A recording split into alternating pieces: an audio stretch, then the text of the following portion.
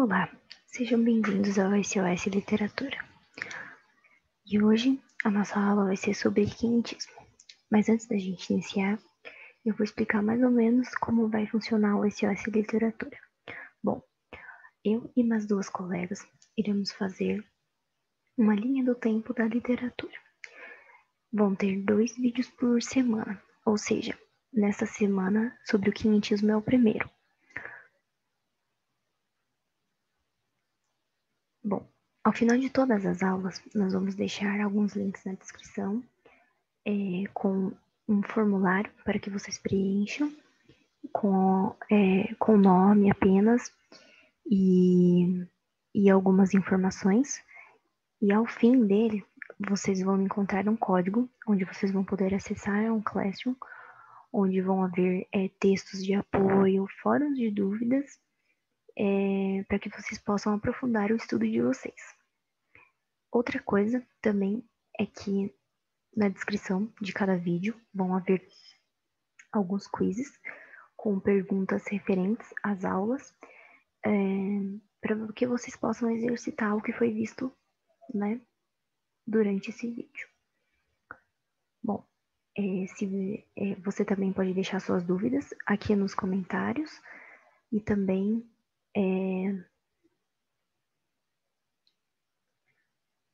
seria muito legal se vocês pudessem acessar o nosso Instagram, onde a gente vai dar algumas dicas de obras literárias também e postar outros tipos de conteúdo. Bom, vamos iniciar a aula. Deixa eu só tirar daqui, colocar desse lado para não atrapalhar e vamos lá. O que seria, né, esse quinhentismo?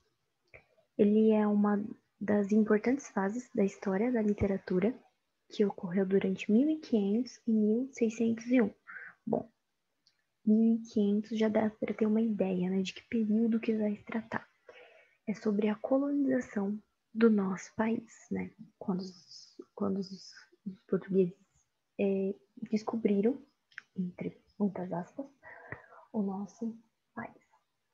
Bom, esse período envolve as manifestações literárias que foram produzidas no Brasil na época em que o país foi descoberto pelos portugueses. Então, quinhentismo se refere a toda essa produção deste período de colonização do país. Bom, podemos atribuir esses textos a duas vertentes: textos de informações e textos de caráter catequizador. Vamos lá. Bom, o que seriam esses textos de informação? Eles também podem ser chamados de literatura dos viajantes ou literatura dos cronistas, porque eram produções em que as pessoas que viam nesses navios produziam. Bom, são textos em prosa e tinham fins de informar autoridades sobre as novas terras, sobre a natureza, sobre os povos locais e costumes. Bom, então, quem seriam essas autoridades a quem eles se dirigiam? Era a corte, no nosso caso, a corte portuguesa. Então, eles escreviam com fins de informar o que eles encontravam neste novo mundo. Tem um alto teor descritivo. Porque, como eu já falei várias vezes, né, a função mesmo era descrever. Descrever tudo que tinha, tudo que eles encontravam, os tipos de pessoas, o costume, o local, a fauna e a flora. Esses textos eram feitos em formato de cartas, relatos e diários. Bom, só um segundo. Além, né, de explicar essa fauna, essa flora, as pessoas que haviam desses lugares, né, nesse novo mundo, eles tinham que identificar produtos que podiam ter um interesse econômico para a coroa. Um exemplo disso seria o pau-brasil, né, que começou a ser explorado. Este período também, esse tipo de literatura, ele ditou também alguns símbolos da nacionalidade brasileira, como essa visão meio estereotipada, né? Dos índios, dessa natureza, desse lugar exótico que era o Brasil.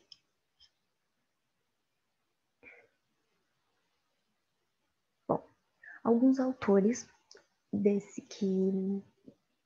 que produziam esse tipo de texto. Nós temos o Américo Vespúcio, que tinha a função de escrever os locais que encontravam, então ele saía nesse novo mundo, ele ia para os locais e ele descrevia o que ele via ali. Nós temos também o nosso famoso Pero Vaz de Caminha, que ele era um escrivão português e que tinha como objetivo escrever sobre o país e informar a corte sobre o Brasil. Então nós temos aquela famosa carta de Pero Vaz de Caminha, que eu vou mostrar mais para frente um trecho dela. Bom, o Brasil visto como um lugar exótico, mas ali, né, que está no slide, é uma coisa que a gente tem que ter em mente, né, e perceber que nós só temos as versões dos portugueses. Então, nós só temos a visão dos colonizadores, nós não temos a versão dos colonizados. Porque eles tinham uma visão paradisíaca, né, do local. É tudo descrito como, né, uau! E nós não temos essa outra visão. Então, parece que foi meio que, às vezes, que foi, assim, agradável, assim. Coisa que a gente sabe que não era, né? Porque eles estavam impondo, eles impuseram a língua e a religião. Bom, nessa época, né, a gente estava tendo essas descobertas, né, marítimas, né, que eles saíam para explorar essas terras.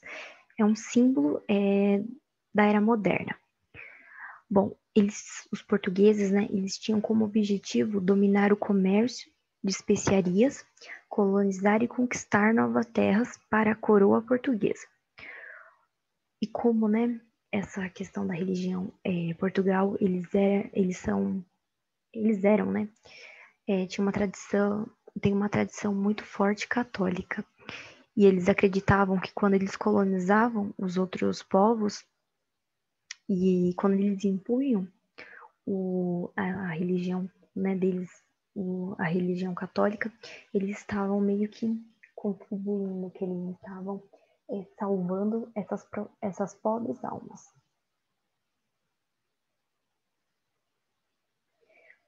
Bom, e esses textos de catequese funcionavam para isso mesmo, né? Que para catequizar essas pessoas, esses índios, né, que estavam aqui.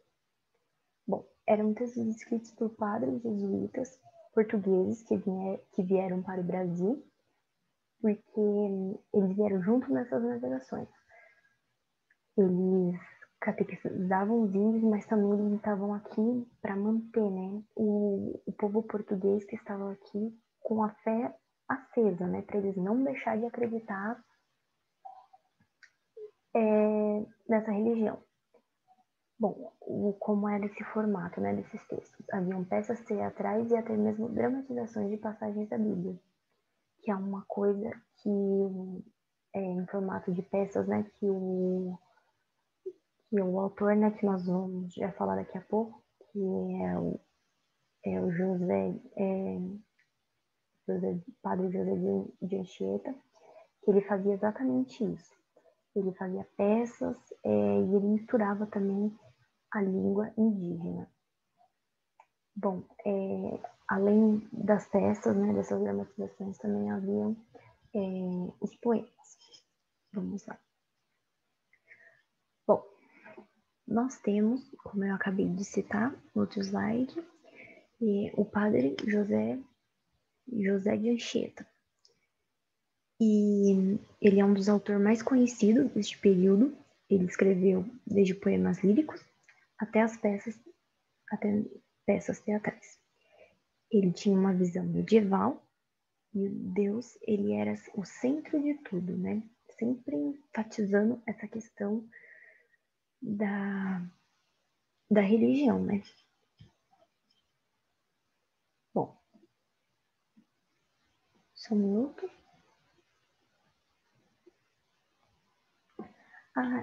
Além disso, né, ele foi o primeiro escritor de uma gramática tupi, e ele, como eu disse, né, no outro slide, em suas peças ele envolvia esse idioma, né, para que pudesse haver uma aproximação, né, para chamar essa atenção, para engajar esses indígenas.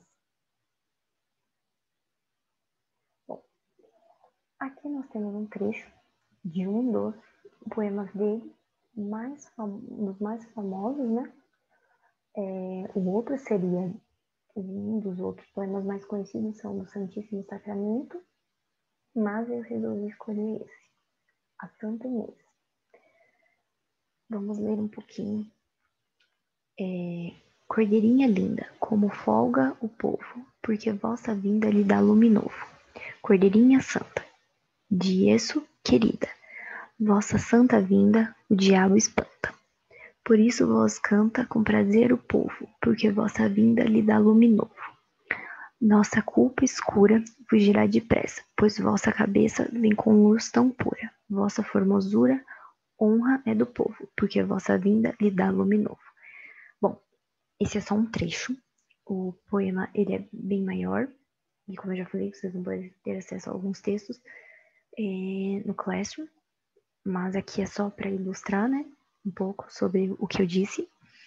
Bom, neste poema, né, a gente pode perceber um confronto entre o bem e o mal, de uma forma muito simples, né, com a chegada da Santa Inês, né, que pode representar o bem, que espanta esse diabo, né, que é graças a ela. Tem então essa questão da religião, né, e de uma forma com uma linguagem simples, com ritmo, para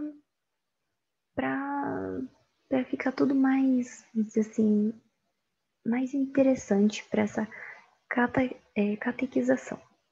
Bom, o próximo texto que eu escolhi para ilustrar, né, o que eu disse, é a própria carta de Pero Vaz de Caminha, que vocês já podem, né, ter conhecido porque ela é bem famosa, que mostra, né, esse contato dos portugueses com os índios, e a visão dos colonizados, né, dos colonizadores, desculpa. E o capitão Mor mandou em terra no batel a Nicolau Coelho para ver aquele rio.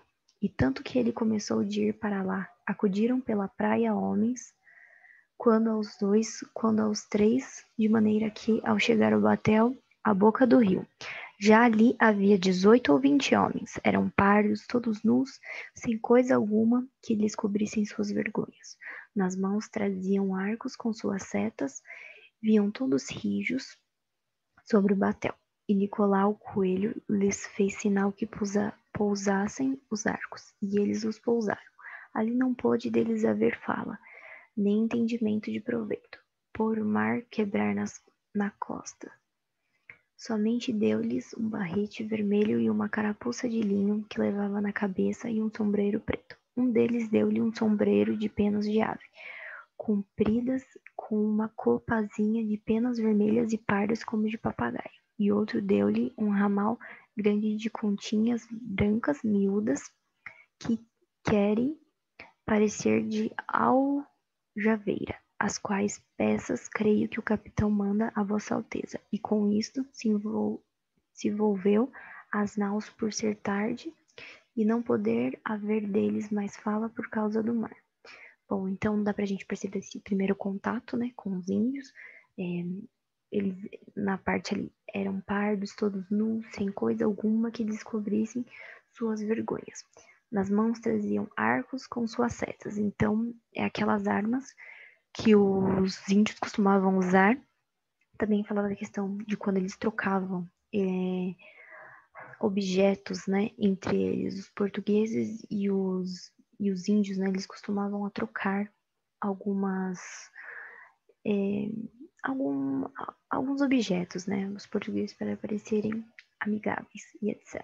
Bom, com isso eu termino a aula de hoje. Qualquer dúvida é só você comentar aqui embaixo no espaço, né, comentários, ou então você entra no Classroom, onde vão ter fórum de dúvidas, onde você, se você quiser, você pode agendar, né, uma aula particular.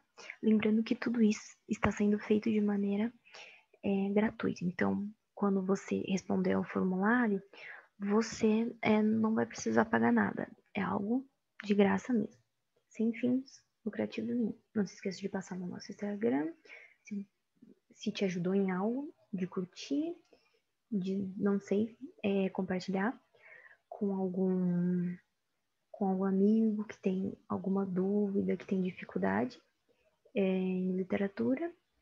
E também não se esqueça de se inscrever para você ter acesso à continuidade do curso. Bom, muito obrigada e até a próxima.